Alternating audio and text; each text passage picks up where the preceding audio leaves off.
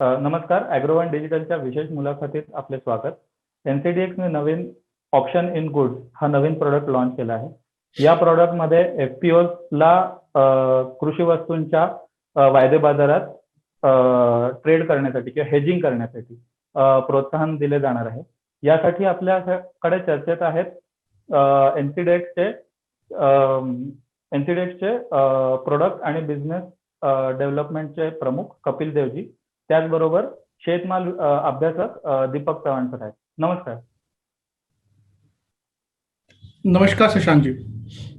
पहले मैं सर्वप्रथम एनसीडीएक्स और आपका अभिनंदन करना चाहूंगा कि बहुत बेहतरीन प्रोडक्ट आपने लॉन्च किया है और समझने में भी इतना आसान है। और जो हमें दिक्कत आती थी पहले फ्यूचर्स में, जब हम कोई भी किसान या एफपीओज हम जब बोलते थे कि आपको 4000 पर चना बेचना है, अगर वो 4500 हो जाता तो ऊपर का थोड़ा सा वांदा हो जाता था।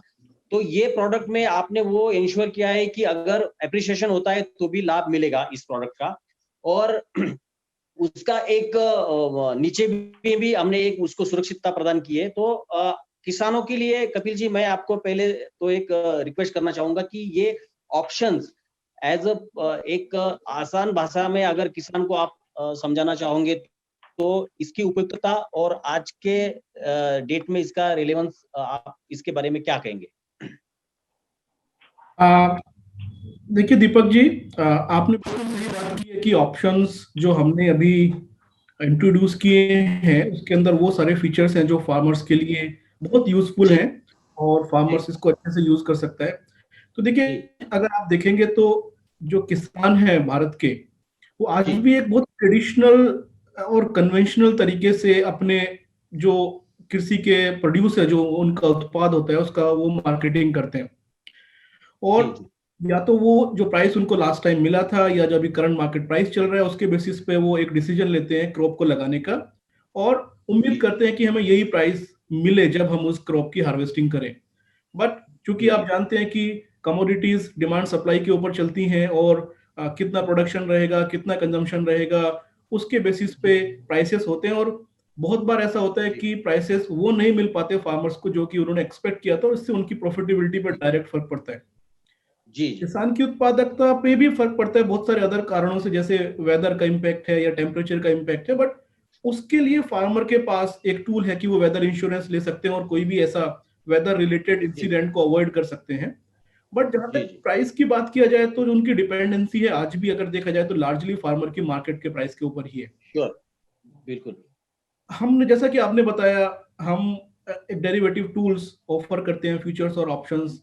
और चूंकि हम एग्रीकल्चर एक्सचेंज है तो हमारा सारा फोकस एग्रीकल्चर वैल्यू चेन के साथ रहता है, और जिसमें farmer is the first and most important value chain of agriculture commodities. तो हमें लगा कि किस तरीके से ये डेरिवेटिव टूल फार्मर्स के लिए यूज किए जा सकते हैं। तो जब तक हमारे पास फ्यूचर्स था, हमने फ्यूचर्स को फार्मर्स और एफपीओज के बीच में उसकी अवेयरनेस क्रिएट की, उसके बारे में जानकारी दी। और जैसा कि आपने बताया बहुत सारे लोगों ने इस्तेमाल भी किया। बट एक जो रिजर्वेशन है या थोड़ा सा जो एक डाउट रहा है हमेशा किसान के दिमाग में कि एक भाव तो मैंने लॉक किया वो ठीक है, बट अगर भाव बढ़ गया तो वो अपॉर्चुनिटी मेरे को मिस नहीं करनी चाहिए। और क्योंकि ये एक सीजनल कमोडिटी है, एक ही बार आपका प्रोड्यूस आता है और एक बार आपको बेचना पड़ता है। तो ऐसा भी नहीं है कि आपके पास बहुत सारी अपॉर्चुनिटी की आप बड़े भाव का फायदा उठा सको। सिर्फ एक अपॉर्चुनिटी फार्मर को मिलती है हार्वेस्ट के टाइम पे जब वो माल बेचता है। उस चैलेंजेस को दूर करने के लिए रेगुलेटर के साथ और बाकी सब लोगों के साथ डिस्कशन हुआ और ऑप्शंस जो कि ऑलरेडी बाकी सारे सेगमेंट में अवेलेबल है यहाँ पर भी इंट्रोड्यूस किया गया। पहले ऑप्शंस और फीचर्स किया गया था, बट उसके बाद जो और सुटेबल होता है फार्मर के लिए, कौन सा प्रोडक्ट बहुत अच्छे से फार्मर की सारी प्रॉब्लम को सोल्व कर सकता है, ऑप्शंस ऑन गुड्स का परमिशन हमें मिला सेबी से, और फिर हमने उसको इंट्रोड्यूस किया। देखिए ऑप्शंस क्या है, जैसे इसका नाम ही बोलता है ऑप्शंस, यानी कि आपके पास एक विकल्प है, एक आपके पास ऑप्शन है कि आप कोई ट्रेड कर सकते हो और नहीं भी कर सकते हो। मैं बिल्कुल सिंपल शब्दों में बताऊं कि अगर आज आपने किसी भी कमोडिटीज का ऑप्शन लिया तो उसके लिए आपके पास एक राइट आ जाता है कि उस प्राइस पे आपको वेट करना है या नहीं करना है। और अगर आपको लगता है कि प्राइस आपके फेवर में नहीं है और आपको इस ट्रेड को करना चाहिए तो आप कर सकते हैं, और आपको लगता है कि मुझे नहीं करना है, मेरे को कहीं और फायदा हो रहा है, तो आप वो भी कर सकते हैं। और अगर मैं एक सिंपल लैंग्वेज में बताऊं कि कई बार हम एडवांस दे देते हैं किसी चीज को खरीदने के लिए, बट अगर हमें लगता है प्राइसेस कहीं पर और अच्छे मिल रहे हैं तो वो एडवांस हम छोड़ के कहीं और जाके चले जाते हैं और वो मार्केट का से चीज कहीं सस्ते भाव से खरीद लेते हैं, अगर वो भाव हमें एडवांस से भी के मिला के भी हमें फायदा हो रहा है। जी तो ऑप्शंस में क्या होता है कि मैं एक एग्जांपल से देता हूं कि जैसे आज एक किसान है,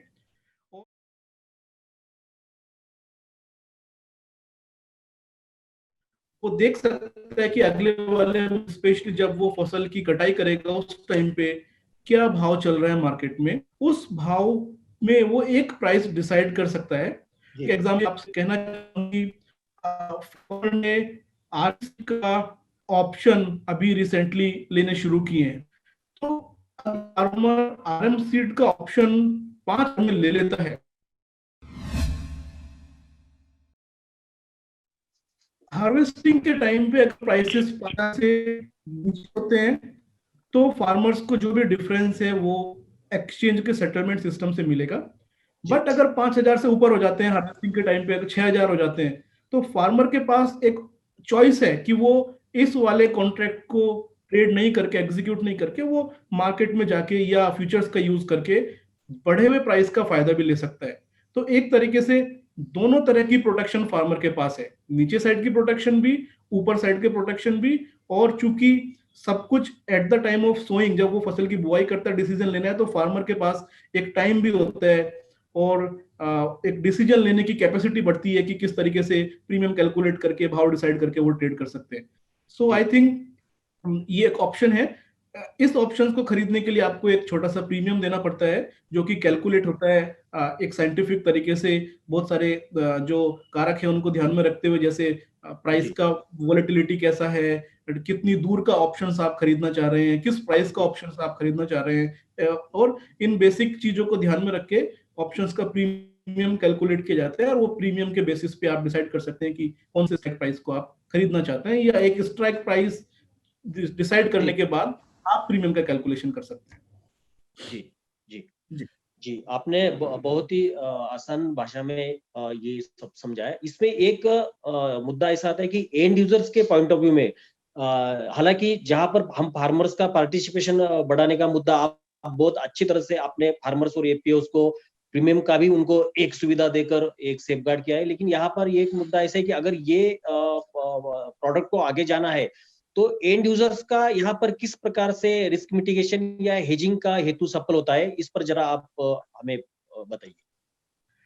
एंड यूजर्स मींस आप फार्मर की बात कर रहे हैं या जो दूसरे साइड का मार्केट है? सपोज हमने आज सेल किया ऑप्शंस, हम ये समझना चाहते हैं कि ऑप्शन सपोज हमने आज चना हो या रेपसीड हो, हमने अगर सेल करते तो मेरे ख्याल से वहां पर बायर भी कुछ होगा, तो उस बायर का पॉइंट ऑफ व्यू से ये टूल कैसा काम करता है, ये मैकेनिज्म कैसा काम करता है सेलर? देखिए, जैसे कि मैंने बताया कि हम पुट ऑप्शन की बात कर रहे हैं अभी, तो पुट ऑप्शन अगर किसान खरीदता है तो उसके पास एक अधिकार आ जाता है कि वो एक प्राइस पे अपना माल बेच सकता है, उसके नीचे जाएगा तो उसको भी बेच सकता है और ऊपर जाएगा तो वो कहीं और जाके माल बेच सकता है। जी जो पुट ऑप्शन को बेचते हैं किसान को, वो भी एक देखिए, कोई भी मार्केट जब बायर और सेलर दोनों आते हैं तभी ट्रेड शुरू होता है, और चाहे वो फ्यूचर्स हो, चाहे वो इक्विटी मार्केट हो, कोई सा भी मार्केट हो, जब जहां पे, और फिजिकल मार्केट भी अगर आप देखेंगे एक बायर होता है और एक सेलर होता है। और अगर आप सेंटीमेंट से साइकोलॉजी देखेंगे मार्केट पार्टिसिपेंट्स की, तो एक ही प्राइस पे कोई खरीद रहा है, कोई बेच रहा है, यानी कि कोई किसी को लगता है भाव ऊपर जाएगा, किसी को लगता है भाव नीचे जाएगा। तो जहां पर पुट ऑप्शन किसान इस नजरिए से खरीद रहा है कि मैं दोनों साइड प्रोटेक्टेड हूं, भाव नीचे जाएगा तो मेरे को डिफरेंस मिलेगा और भाव ऊपर जाएगा तो वो भी मैं ले सकता हूं। वैसे ही मार्केट में दूसरे साइड के लोग हैं जो कि मार्केट को अलग तरीके से देखते हैं, उनको लगता है भाव ऊपर जाएगा शायद तो प्रीमियम हमें मिल जाएगा, या भाव नीचे जाएगा तो हम फ्यूचर्स में हेज कर सकते हैं। तो दोनों साइड के लोग अपने अपने जो ट्रेडिंग का डेस्टिनेशन क्या है, वो किस तरीके से मार्केट को देख रहे हैं, उसके हिसाब से डिसीजन लेते हैं और वो ऑप्शंस राइट करते हैं। तो जैसे कि अगर आप अभी देख रहे हैं ट्रेडिंग ऑलरेडी शुरू हो गई है हमारे ऑप्शंस में, आरएम सीड और चना में, तो जब भी फार्मर्स ऑप्शंस को लेने आया, पुट ऑप्शंस को किसी भी प्राइस पे जो वो चूज कर रहे हैं, वहां पे राइटर है और उनको वो ट्रेड करने के लिए अपॉर्चुनिटी मिल रही है। ओके, इसमें कपिल जी, इसमें डिलीवरी कितना आपको एक्सपेक्टेड है या खाली हेजिंग ही मतलब एक्सपेक्टेड, या डिलीवरी मैकेनिज्म यहाँ पर कितना प्रतिशत काम कर सकता है, ऐसा आपको लगता है?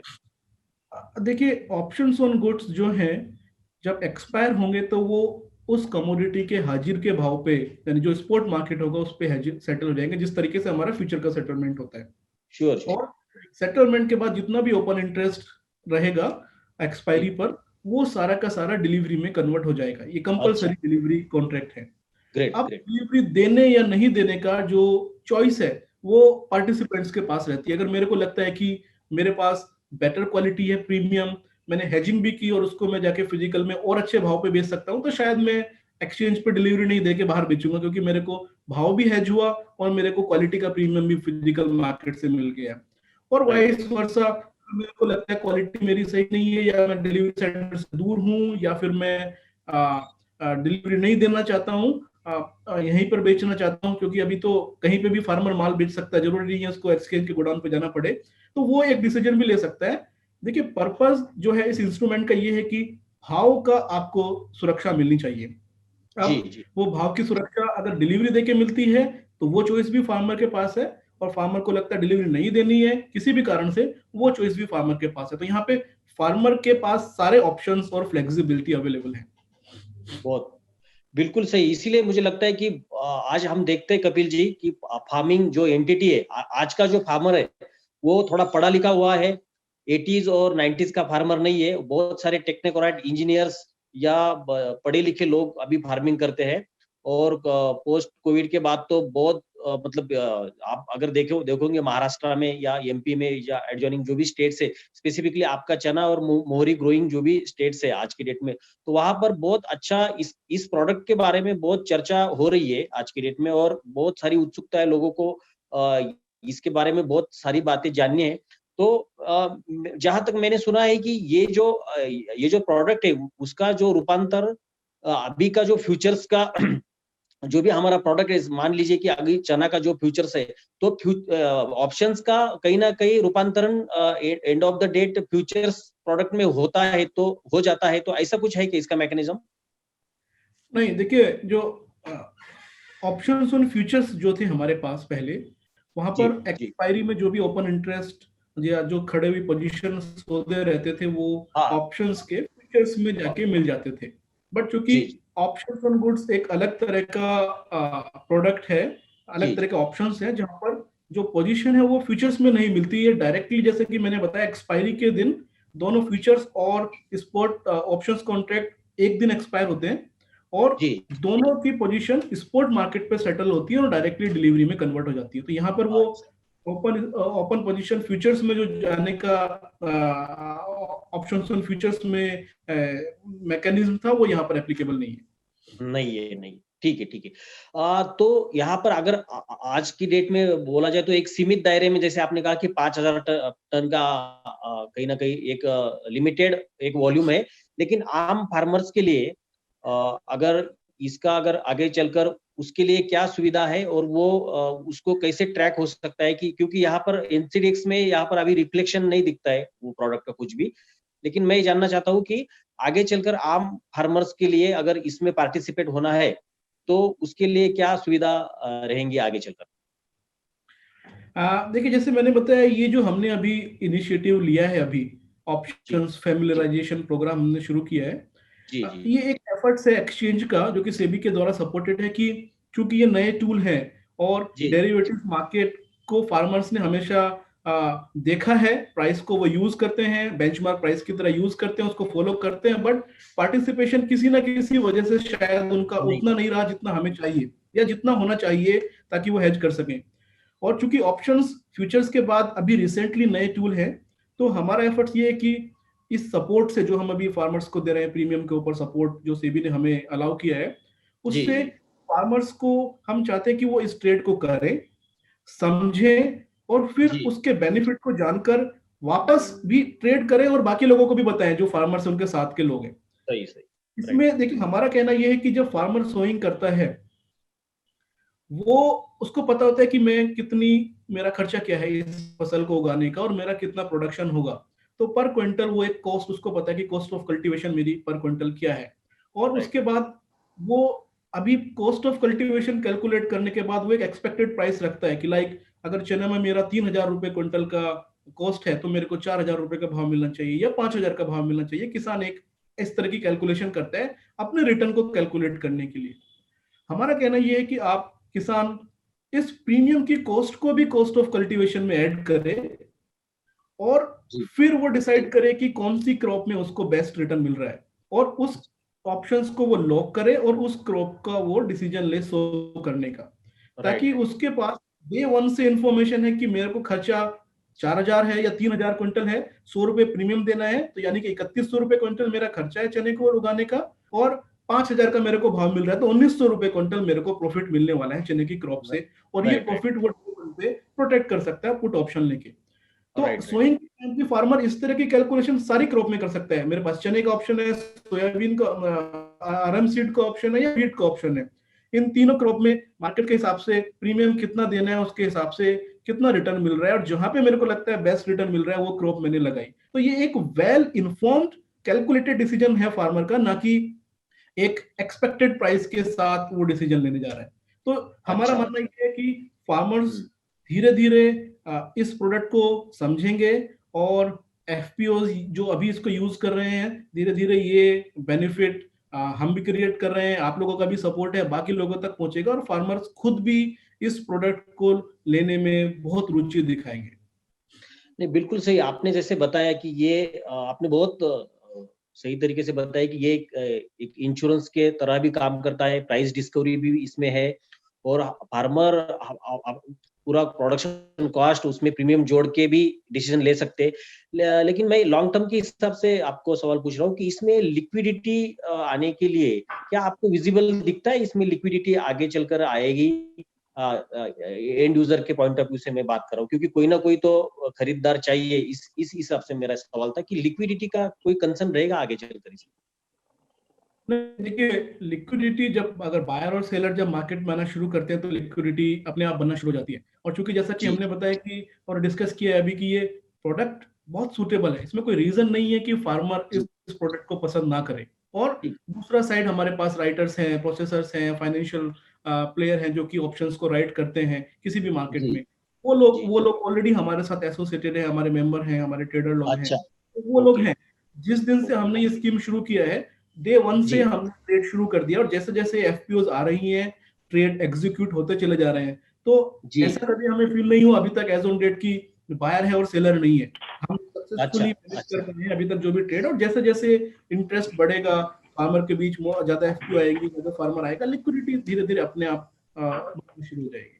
जी श्योर, जी बहुत अच्छा बताया।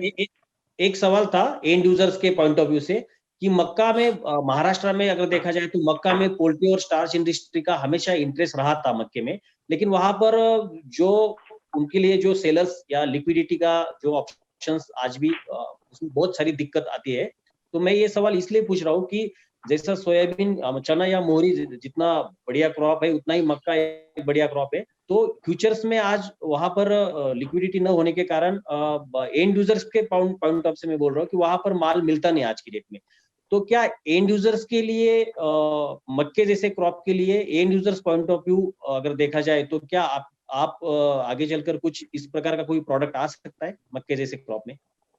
देखिए, ऑप्शन गुड्स मेज में भी अवेलेबल है, हमने ऑलरेडी लॉन्च किया है, बट अभी लिक्विडिटी नहीं है, ये आपकी बात सही है। और हमारा जो कम्युनिकेशन है, बहुत सारे प्रोसेसर हैं, ट्रेडर्स लोग हैं, और जो भी वैल्यू चेन पार्टिसिपेंट्स उनके साथ जारी है किस तरीके से आप इस मार्केट को यूज कर रिस्क मैनेजमेंट कर सकते हैं। देखिए क्या ट्रेडिशनली इंडिया में फ्यूचर्स के लिए जो लोगों का रुझाव है या जो अवेयरनेस है वो कम है, क्योंकि बैक टू बैक ट्रेड करते हैं। मक्का जैसे फसल की बात करें आप तो वो मल्टी सीजन क्रॉप है जिसमें हर 2 महीने 3 महीने में कहीं ना कहीं फसल का अराइवल रहता है, और उसकी वजह से प्राइस जो पॉइंट शिफ्ट होता रहता है। तो वो सारे कारण हैं, बट हमें विश्वास है कि इस टूल के आने के बाद जो प्रोड्यूसर हैं क्रॉप के और जो कंज्यूमर हैं, दोनों को एक फ्लेक्सिबिलिटी मिलेगी अच्छे तरीके से और नए इम्प्रूव टूल को यूज करने के लिए। और रिस्क मैनेजमेंट जो है वो उसकी प्रैक्टिस एज ए पॉलिसी धीरे धीरे बढ़ेगी और वो लोग उसको इस्तेमाल करना शुरू करेंगे। तो मक्का में भी लिक्विडिटी धीरे धीरे हमें उम्मीद है कि बढ़ती है। नहीं, और मुझे भी विश्वास है कपिल जी कि 2004 में हमारा एनसीडीएक्स खास करके वहां से एक हमारा जर्नी शुरू हुआ, और 2014 में हम आपसे भी मिले हैं एज अ प्रोडक्ट हेड मक्के का, मैंने आपसे बात भी किया था। मेज इंडिया समिट में दिल्ली में हम मिले एक बार। तो जिस प्रकार का आपका जी, जी, एक्सपर्टीज है और जिस प्रकार का आपका मेहनत है इस मार्केट में, और जिस प्रकार का आप इतना सालों का अनुभव है, तो आज एक समय आ गया है। और जैसे मुझे भी लगा कि जैसे पुट ऑप्शंस इन गुड जैसे इंट्रोड्यूस हुआ, तो मुझे लगा कि जो लिक्विडिटी का ओवरऑल कंसर्न था, और जो हमारे हमारे पास ऐसे प्रोडक्ट नहीं थे कि जो एंड यूजर्स को और फार्मर्स को एक ही समय में अट्रैक्ट कर सके। तो मुझे लगता है कि ऐसा वक्त आ गया है कि ऐसा प्रकार का इंस्ट्रूमेंट या प्रोडक्ट अभी आने लगा है मार्केट में। तो मैं आखिरी आपसे ये सवाल मेरा है कि एग्रोवन डिजिटल जो बहुत बड़ा उनका फार्मर्स के बीच में रीच अच्छा है, मेरा एक सुझाव है और आपसे भी मैं इसका आंसर चाहूंगा कि ये ऑप्शंस इन गुड जैसे प्रोडक्ट जो टेक्निकल में समझाने के लिए थोड़ा सा दिक्कत आता है, तो इसके लिए क्या एनसीडीएक्स का कुछ ऐसा सीरीज है डिजिटल में कि जो ए से लेकर एबीसी से लेकर जेड तक ऐसा कुछ समझा सके? क्योंकि इसकी जरूरत इसीलिए है क्योंकि आज फार्मर्स के इतने किसान के इतना सवाल है और इतना स्पेसिफिक सवाल होता है, उनके लिए हम तो कॉम्पिटेंट नहीं है और हर वक्त आपको भी हम बुला नहीं सकते ऐसे प्लेटफॉर्म पर। तो मेरा आपको एक रिक्वेस्ट भी है और सवाल भी है कि क्या ये प्रोडक्ट आसानी से समझाने के लिए हिंदी, चाहे हिंदी में हो, तो ऐसा कुछ सीरीज आप इंट्रोड्यूस करवाने वाले हो, या ऐसा कुछ अभी है अस्तित्व में जो हम देख सके और एपीक्यू जो भी है हम वहां पर पूछ सके? देखिए, प्रोडक्ट की सारी डिटेल हमारी वेबसाइट पे अवेलेबल है। कुछ और कोलेट्रल हमारी जो मार्केटिंग टीम है और जो प्रोडक्ट टीम है उन्होंने बनाया है। एक वीडियो हमने बहुत ही सिंपल लैंग्वेज में बनाई है जिसको देखकर समझ सकते हैं कि ये क्या है। उसके अलावा एफएक्यू हमने बनाए हैं ऑप्शंस को लेकर जिसको फार्मर देख सकते हैं, और हर प्रोडक्ट का एक अलग से ब्रोशर भी बना हुआ है जिसको फार्मर पढ़ सकते हैं। उसके अलावा हमारा कॉल सेंटर और हमारी जो टीम है वो भी ऑन ग्राउंड हमेशा अवेलेबल है। जो एफक्यूज की टीम हमारे पास एक स्पेसिफिक टीम है, आपकी प्रोडक्ट टीम है, बिजनेस डेवलपमेंट टीम है, और उसके अलावा जितने भी हमारे मेंबर्स हैं और जो उनकी टीम है उनको भी हम लोगों ने कंटिन्यूसली अपडेट किया इस प्रोडक्ट के बारे में और इस इनिशिएटिव के बारे में, तो उनको भी पूरी जानकारी है। तो किसी भी पॉइंट पर जाकर फार्मर्स जो है इसके बारे में इंफॉर्मेशन ले सकते हैं और इसमें इसका पार्ट बन सकते हैं। और उसके बाद भी अगर कहीं ऐसा लगता है कि रीच कम है तो ऑफ कोर्स हमारे पास आप जैसे लोगों का सपोर्ट है जिससे धीरे धीरे रीच बढ़ती रहेगी। तो कोई भी ऐसा लीड आता है जिसमें फार्मर को और इन्फॉर्मेशन की जरूरत है या एफपीओ को और इन्फॉर्मेशन की जरूरत है, हम हमेशा से तैयार है, हमारी टीम हमेशा से तैयार है। आप हमें बताइए, हम इमीडिएटली उनके साथ कॉन्टेक्ट करके बहुत सारे प्रोग्राम कर सकते हैं। और ऑलरेडी हमारे डेली कोई ना कोई, अगर आप देखेंगे आज की तारीख में वर्चुअल इतने प्रोग्राम हो रहे हैं, तो वेबिनार हमारा कंटिन्यूसली लगभग रोज ऑप्शंस ऑन गुड्स पर हो रहा है, जिसकी डिटेल सारी हमारी वेबसाइट पर अवेलेबल है। रिकॉर्डिंग्स भी अवेलेबल है जो पुराने हुए हैं। फार्मर्स के भी एक्सपीरियंस जो हमने है वो भी डाले हुए हैं हमारी वेबसाइट पे। तो लगभग सब तरह का जो इन्फॉर्मेशन है फार्मर के लिए अवेलेबल है। और उसके बाद भी अगर जरूरत पड़ती है तो हम हमेशा तैयार हैं उनके साथ बातचीत करने के लिए और नया अवेयरनेस प्रोग्राम करने के लिए। बिल्कुल आपने पूरा समझा दिया है कि किस प्रकार का प्लेटफॉर्म, मतलब पूरी तैयारी करके आप इस वक्त अभी मैदान में है। और मुझे लगता है कि बिल्कुल जिस प्रकार का आपको आगे चलकर, मतलब ये नया डिकेड है और ये नया फार्मर भी है आज की डेट में, तो मुझे आई एम श्योर कि बहुत सारे फार्मर इससे जुड़ेंगे। और आपने बहुत ही अच्छे तरीके से ये पूरा प्लेटफॉर्म को समझाया है। Shashank ji, over to you, अगर आपका कोई स्पेसिफिक सवाल हो तो आप पूछ सकते हैं। कपिल जी, मेरा एक क्वेश्चन ये है कि जब डिलीवरी की बात आती है तो मतलब कितने डिलीवरी सेंटर्स है महाराष्ट्र में, और अगर कोई डिस्प्यूट हो गया डिलीवरी के क्वालिटी को, मतलब गुड्स के क्वालिटी को लेके या क्रॉप के क्वालिटी को लेके, तो उसके लिए कुछ डिस्प्यूट रिजोल्यूशन के लिए कुछ मैकेनिज्म है क्या? देखिए शशांक जी, सारी कमोडिटीज के लिए अलग अलग डिलीवरी सेंटर होते हैं और वो हम मार्केट के साथ डिस्कस करके डिसाइड करते हैं। जैसे अगर आप देखेंगे महाराष्ट्र में अभी लातूर है, अकोला है, ये हमारे एक्टिव डिलीवरी सेंटर हैं जो सोयाबीन के लिए है, चने के लिए भी हैं, कोकुड के लिए भी हैं। हम कंटिन्यूसली इसको रिव्यू करते रहते हैं कि और क्या जरूरत है। तो डिलीवरी सेंटर्स महाराष्ट्र में है इन 2-3 कमोडिटीज के लिए। और क्वालिटी की तो चूंकि सारे पैरामीटर हमारे प्री डिफाइंड होते हैं, और हमारे रजिस्टर्ड जो वेयर हाउस सर्विस प्रोवाइडर हैं वो सब WDR या अप्रूव्ड वेयर हाउसेस होते हैं और उनके पास एक एक्रेडिट लैब होती है। Okay. उसमें सारी टेस्टिंग करने के बाद मटेरियल अंदर जाता है, ENWR होता है, और उसके बाद बहुत सारे कंटिन्यूस इंस्पेक्शन एक्सचेंज के, रेगुलेटर के, NCCL के, NERL के चलते रहते हैं। उसके बाद भी अगर कहीं पे ऐसा लगता है किसी बायर को कि डी में कुछ डाउट है उसको, तो वो हमारा एक प्रोसेस है, उसमें वो रिक्वेस्ट रेज कर सकते हैं जिसमें दोबारा से मटेरियल की टेस्टिंग होती है, और अगर कोई भी उसमें डेविएशन मिलता है या चेंज मिलता है तो उसका एक सेटलमेंट या उस डिस्प्यूट का हैंडलिंग हमारी जो क्लियरिंग कॉर्पोरेशन है उसके द्वारा किया जाता है। ओके। और एक और क्वेश्चन ये है कि अभी तक कितने FPOs ने इसको पार्टिसिपेट किया है इसमें, और उनका एक्सपीरियंस कैसे रहा है? देखिए, अगर फ्यूचर्स की बात की जाए तो लगभग 100 FPOs ने पार्टिसिपेशन किया है फ्यूचर्स मार्केट में। ऑप्शंस की बात की जाए तो लगभग 15 से 20 FPO ने ऑप्शंस में ट्रेड किया है अभी तक। और हमेशा से, जैसे कि मैंने बताया, फ्यूचर्स में बहुत सारे सपोर्ट एक्सचेंज से और क्लियरिंग कॉर्पोरेशन से, जो कि रेगुलेटरी से हमारे पास उसका सपोर्ट है, दिए जा रहे हैं। एक्सपीरियंस हमेशा से अच्छा रहा है। जो एक कंसर्न पहले दीपक जी ने बताया था कि कई बार भाव बढ़ जाते हैं तो फार्मर्स को लगता है कि भाव बढ़ गए और मैंने तो नीचे का भाव लॉक किया है। आई थिंक ऑप्शंस आने के बाद उस तरह का भी कोई प्रॉब्लम नहीं है। तो बहुत अच्छा रेस्पॉन्स है हमारे पास अभी तक। जितनी भी FPOs ने ट्रेड किया है सब खुश हैं, सेटिस्फाइड है, और स्पेशली जो बेनिफिट ये फार्मर्स को दे रहा है उससे लोग बहुत ही आशान्वित हैं कि धीरे धीरे जो ये मॉडर्न मार्केटिंग टूल है उनकी हेल्प करेगा और वो एक इन्फॉर्म डिसीजन ले पाएंगे अपनी किसी भी क्रॉप के लिए। और एक थोड़ा सवाल था शशांक जी, तो छूट जाएगा इसलिए मैं पूछ रहा हूँ। अभी हाल फिलहाल में जो रिफॉर्म्स हुए कपिल जी, और उस माध्यम से हमने सुना था कि कुछ प्राइवेट जो फाइनेंशियल एंटिटीज है वो भी NCDX में या फ्यूचर्स में उनके लिए अलाउ किया गया था कमोडिटीज में। तो क्या ये इसका रेफरेंस इस प्रोडक्ट से आता है अभी आज की डेट में? नहीं, देखिए, जो रिफॉर्म्स हैं, आई थिंक अगर आप देखेंगे वो एक बहुत ही लॉन्ग टर्म प्रोसेस था इन रिफॉर्म्स को लाने का। वो रिफॉर्म्स ऐसा नहीं है कि आज की कंडीशन को लेकर आए। कई सालों से ये डिस्कशन हो रहा है कि किस तरीके से फार्मर्स के लिए हम मार्केट को एक्सेसिबल बना सकते हैं, किस तरीके से हम जो ये प्रोसेस है इसको इजी कर सकते हैं, किस तरीके से जो एक गवर्नमेंट का कंट्रोल है मार्केट पे उसको न्यूट्रलाइज करके इसको मोर मार्केट ड्रिवन बना सकते हैं। उसके लिए इस तरह के रिफॉर्म्स आए हैं। तो अगर आप सारे रिफॉर्म्स की नेचर देखें, पहले उन्होंने APMC के बाहर अलाउ किया, फ्री ट्रेड के लिए गवर्नमेंट ने प्रमोट किया है। दूसरा, उन्होंने साथ ही साथ में इसेंशियल कमोडिटी एक्ट को थोड़ा सा फ्लेक्सिबल बनाया ताकि लोगों के पास एक वो जो थ्रेट रहता था कि गवर्नमेंट प्राइस को लेकर कुछ भी कर सकती है वो दूर हो जाए। ये सब कोशिश है गवर्नमेंट की कि नए लोग आए और एग्रीकल्चर में इन्वेस्टमेंट करें। देखिए, एग्रीकल्चर सीजनल कमोडिटी है, एक बार इसका प्रोडक्शन होता है और 12 महीने इस्तेमाल होता है। उस 12 महीने में किसी ना किसी को उन कमोडिटी को रखना पड़ेगा और एंश्योर करना पड़ेगा कि सप्लाई कमोडिटीज की हर महीने बराबर बनी रहे। और उसके एक इंफ्रास्ट्रक्चर की जरूरत है, मॉडर्न लेवल के वेयर हाउसिंग की जरूरत है, लॉजिस्टिक्स की जरूरत है, और ऑफ कोर्स पैसे की जरूरत है।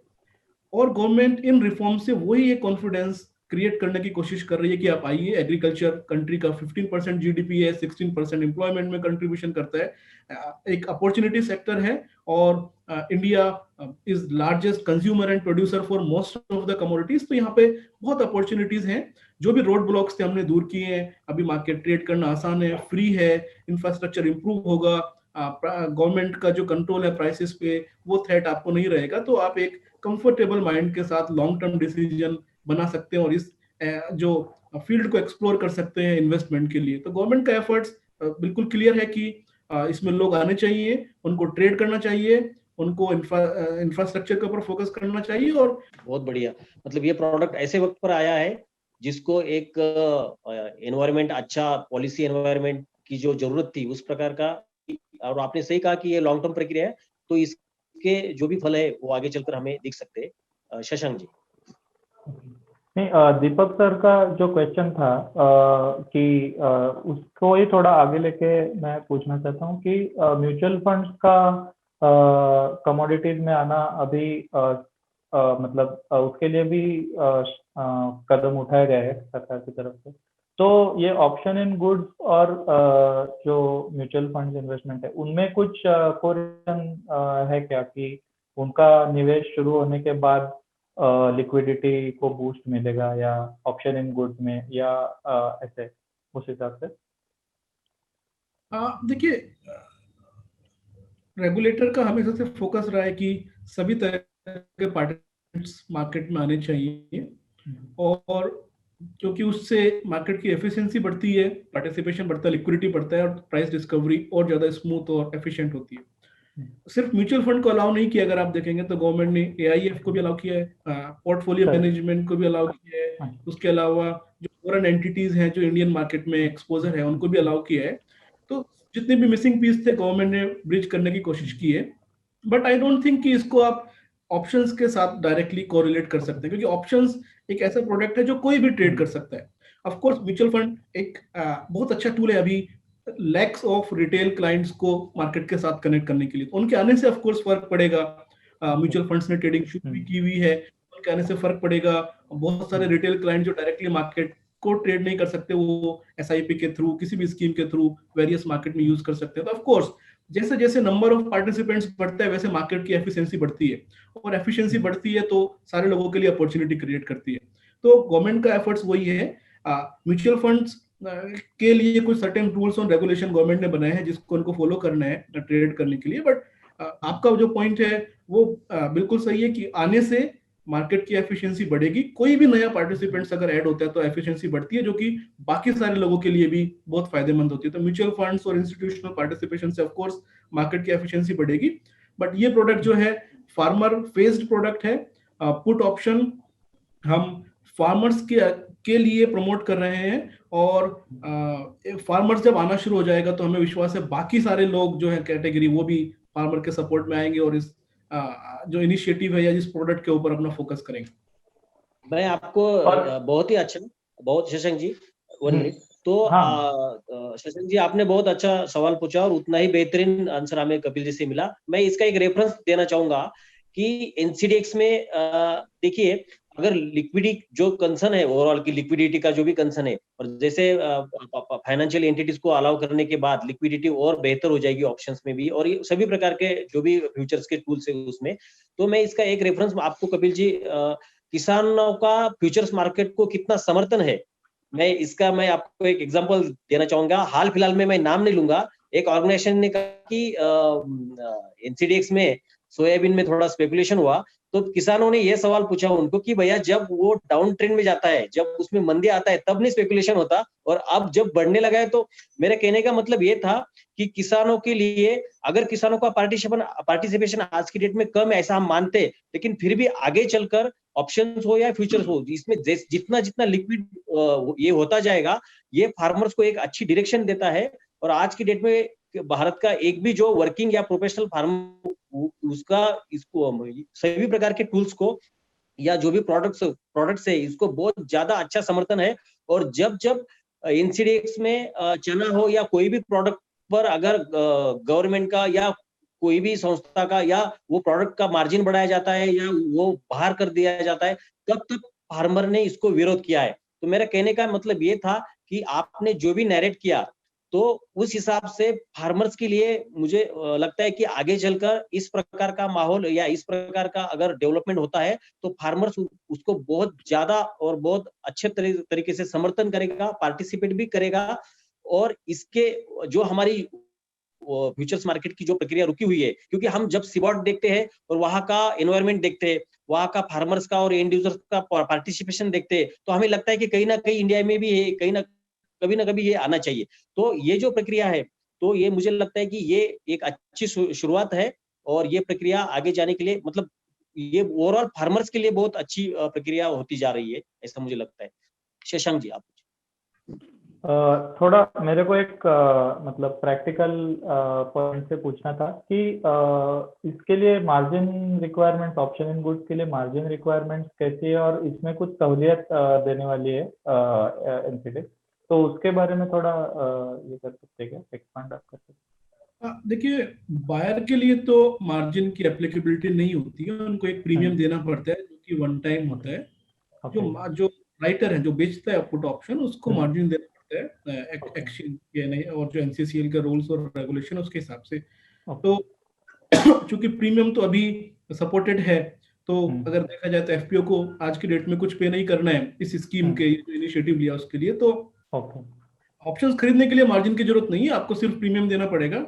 और दूसरे साइड जो राइट करते हैं ऑप्शंस को, जो बेचते हैं, उनको देना पड़ता है, और वो लोग एक्सचेंज के पास मार्जिन रखते हैं। इसके अलावा जो बाकी एक्टिविटीज है, जैसे फार्मर्स को डिलीवरी देनी होती है एक्सचेंज में आके, उसके लिए बहुत सारे सपोर्ट हैं, जैसे कि उनको ट्रांसपोर्टेशन में कई बार ज्यादा खर्चा लगता है, तो वहां पे उनको कुछ सपोर्ट मिलता है, टेस्टिंग में सपोर्ट मिलता है, वेयर हाउस रेंट में सपोर्ट मिलता है, इवन अगर फ्यूचर्स में फार्मर्स ट्रेड करते हैं तो उनको M2M का भी सपोर्ट जो है अवेलेबल है, और वो रेगुलेटरी प्रोविजंस हैं उसके लिए।